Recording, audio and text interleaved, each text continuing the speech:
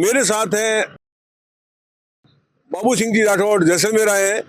वसुंधरा राजे की एक बहुत बड़ी देव दर्शन यात्रा निकल रही है, उसकी तैयारी के सिलसिले में जैसलमेर आए हैं। बात करेंगे किस तरह की तैयारियां कर रहे हैं, क्या वो कहाँ का जारी है, पश्चिमी राजस्थान में किस तरह इसका प्रभाव पड़ने वाला है। स्वागत है बाबू सिंह जी, जैसलमेर में देव दर्शन यात्रा के सिलसिले में आप आए हैं, वसुंधरा जी यहाँ पे आ रही है, तो किस तरह की तैयारियां आप कर रहे हैं? नमस्कार आपको भी। हमारे भारतीय जनता पार्टी के राष्ट्रीय उपाध्यक्ष राजस्थान के यशस्वी पूर्व मुख्यमंत्री आदरणीय वसुंधरा राजे जी की हमेशा धार्मिक आस्था रही है और वो देवी की शक्ति के उपासक हैं। तो जब भी जहाँ भी इनका दौरा होता है तो सबसे पहले शुरुआत वो कुल देवी देवता और से ही उनके दर्शन और उपासना पूजा अर्चना करके करते हैं। और अभी भी जब से राजस्थान में कांग्रेस की सरकार बनी है, जिस जिले में उनके दौरे हुए हैं, तो जहाँ भी हमारे जो वरिष्ठ कार्यकर्ता हैं, जनसंघी कार्यकर्ता हैं या पार्टी के ज्येष्ठ एवं श्रेष्ठ कार्यकर्ता हैं, उनके परिवारों में जब भी कोई ऐसी कमियां होती है तो उनको संबल प्रदान करने के लिए भी पधारती हैं। और ख़ास तौर से जो धार्मिक आस्था के स्थल हैं, उनके स्थानों पर भी आपने देखा होगा कि अधिकतर जगह पर पैनोरमा बना करके उस इतिहास को अजय बनाने का काम भी आदरणीय वसुंधरा जी के राज में ही हुआ था। और अब भी आपका देव दर्शन यात्रा का हमेशा कार्यक्रम रहता है कि मैं जिलों में जो आस्था के स्थल हैं और जो समुदाय विशेष के लोग कुल देवी और कुल देवी देवताओं को मानते हैं, वहाँ जाकर हम पूजा अर्चना करें, माथा टेकें और पूरे राजस्थान के लिए अमन, चैन, खुशहाली और समृद्धि की प्रार्थना वहाँ जाकर कर सकें। तो इसी भावना से अब उनका बाड़मेर और जैसलमेर का 3 दिवसीय दौरा, देव दर्शन का दौरा होगा। तो उस दौरे को सिलसिले को लेकर के मैं यहाँ हमारे पार्टी के जो ज्येष्ठ एवं श्रेष्ठ कार्यकर्ता हैं उनसे मैंने मुलाकात करी और कहा कि जैसलमेर में आपको कार्यकर्ताओं को उनका देव दर्शन का दौरा बनाना चाहिए। तो कार्यकर्ताओं ने हमें सलाह दी है, सुझाव भी दिए हैं कि पहला दौरा हमारा ख्याला मठ हो जाए, ख्याला मठ से तनोट हो जाए, तनोट से जैसलमेर पधार जाएँ, जैसलमेर में लक्ष्मी नारायण जी के दर्शन कर लें। उसके बाद बादरिया राय माते श्री आईनाथ माता जी, सांग्यान माता जी बादरिया में दर्शन कर लें, अजबलगर अवतार बाबा रामदेव जी के वहाँ दर्शन कर लें।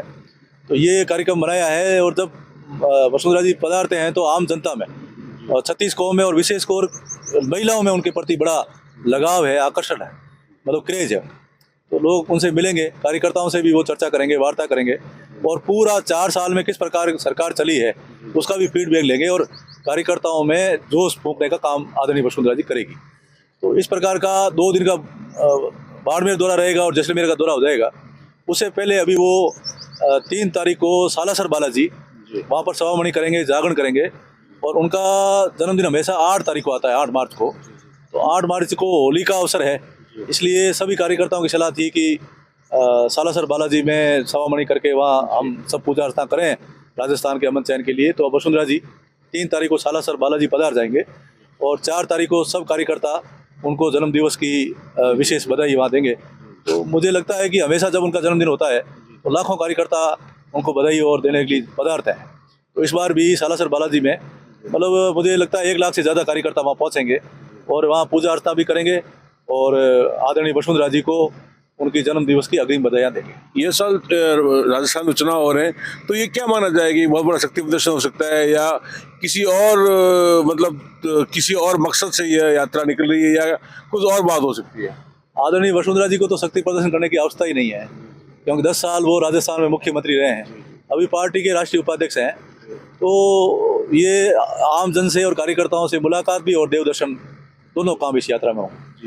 इस साल चुनाव हो रहे तो जो है किस तरह जो है वसुंधरा का फेस माना जाएगा या उसके उनके चेहरे पे चुनाव लड़ा जाएगा, इसके बारे में क्या कहना है? मतलब किस तरह की जो आने वाले समय में तैयारियां होगी? मतलब नहीं, आम चौपाल पर जब बात चलती है, आम लोगों में बात चलती है, तो ये जब सरकार नहीं रहती है तो पिछली सरकार से वर्तमान सरकार की तुलना होती है। राजस्थान की जनता पिछले 10 साल जब वसुंधरा जी मुख्यमंत्री रहे और ख़ास तौर से जो पिछले 5 साल उन्होंने राज किया, उस राज की इस राज की तुलना करती है तो जनता मानती है कि फिर से वसुंधरा जी की सरकार राजस्थान में बने और वसुंधरा जी मुख्यमंत्री बने। ये आम जनता की भावना राजस्थान में बनी हुई है। यदि वसुंधरा जी का चेहरा नहीं माना जाता है तो ऐसी स्थिति में क्या स्थितियां बन सकती है? यदि वसुंधरा का फेस नहीं होगा या उनको आगे नहीं किया जाएगा तो भाजपा में किस तरह के हालात हो सकते हैं? ऐसी संभावना किस तरह की हो सकती है? मतलब जहाँ तक मेरी सोच है और हम जब लोगों में बैठते हैं, बात करते हैं, तो वो कांग्रेस के लोग भी मानते हैं कि वसुंधरा जी के नेतृत्व में चुनाव लड़ा जाएगा तो सरकार भारतीय जनता पार्टी की बनेगी, ऐसा कांग्रेस के लोग भी मानते हैं। लेकिन गुटबाजी की बातें कई आ रही है, कई प्रकार से चर्चाएं हैं कि वसुंधरा जी का अलग गुट है, पूनिया जी का अलग गुट है, गजेंद्र जी अपना अलग, उनका अलग चल रहा है। तो ऐसी स्थिति में किस तरह जो है भाजपा जो है राजस्थान में एक बार पुनः सत्ता में लौटेगी, किस तरह की तैयारियां होगी? भारतीय जनता पार्टी के कार्यकर्ता राष्ट्र के लिए काम करते हैं, पार्टी के लिए काम करते हैं और हमेशा राष्ट्र सर्वोपरि मान करके भारतीय जनता पार्टी के कार्यकर्ता ने काम किया है, उसी भावना से काम करेंगे और मुझे ऐसी गुटबाजी कहीं नजर नहीं आती। अशोक गहलोत द्वारा लगातार गजेंद्र सिंह जी पे लगातार हमले किए जा रहे हैं, लगातार 3 दिन से लगातार उन पे मतलब निजी हमले किए जा रहे हैं संजीवनी सोसाइटी को लेके। तो ये इस वक्त पे उनकी ये जो किया जाए, इसके पीछे क्या कारण माना जाए? मैं ये मानता हूँ कि ये वो पूर्वाग्रह से ग्रसित होकर इस प्रकार से हमले बोल रहे हैं या उनके ऊपर आरोप लगा रहे हैं। मेरा मानना है कि अगर कहीं भी जो न्यायालय में, हाईकोर्ट में कोई भी मामला विचाराधीन होता है तो उसको अपन दोषी नहीं मान सकते जब तक फैसला नहीं हो। और ये मेरा मानना है कि जब वो राजस्थान के मुख्यमंत्री हैं और स्वयं गृह मंत्री हैं, तो जब उसकी जांच नहीं हुई है और किसी प्रकार का कोई निर्णय नहीं आया है तो उससे पहले वो खुद ये घोषणा कर गए कि वो मुलजिम है, तो इसका मतलब तो वो पूर्वाग्रह होकर के ये इस प्रकार की घोषणा कर रहे हैं या इस प्रकार का दावा कर रहे हैं। इसको मैं बिल्कुल गलत मानता हूँ। जब तक कोई निर्णय नहीं होता तब तक उनको इस प्रकार की पूर्वाग्रह होकर के इस प्रकार की घोषणा नहीं करनी चाहिए। एक अंतिम बात जो है, वसुंधरा जी क्या ये नर्व टटोलने आ रही है कि यदि वो सीएम को बनाए जाते हैं या आगे भविष्य में क्या डिसीजन ले, तो ये भी ये माना जाए कि नर्व टटोलने के लिए राजस्थान का देव दर्शन के नाम पे दौरा हो रहा है? नहीं, देव दर्शन तो आपने देखा हमेशा भी पधारते हैं तो देव दर्शन करते हैं और कार्यकर्ताओं ने से मिलना उनका हमेशा से ही उनका ये सहज स्वभाव है कि कार्यकर्ताओं से मिले, इसको लेकर यात्रा है। तो और जब वो आती हैं तो कार्यकर्ताओं में भी एक जान फूंकते हैं और कार्यकर्ता भी उनसे मिलकर खुश होते हैं। तो बड़े नेता भी साथ आ रहे हैं इसमें यात्रा के साथ साथ?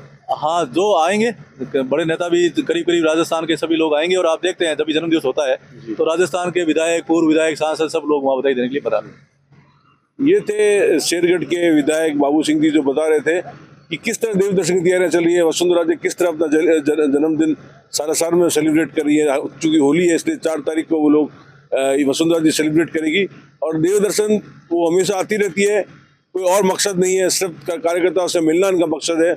आने वाले चुनाव में जहाँ तक इनका कहना है कि पूरी तरह कोई गुटबाजी नहीं है, भाजपा पूरी तरह कार्यकर्ता और नेता सब संगठित है और भाजपा पुनः वापसी करेगी, ये बाबू सिंह जी का कहना है। विमल भाटिया, जैसलमेर, राजस्थान तक के लिए।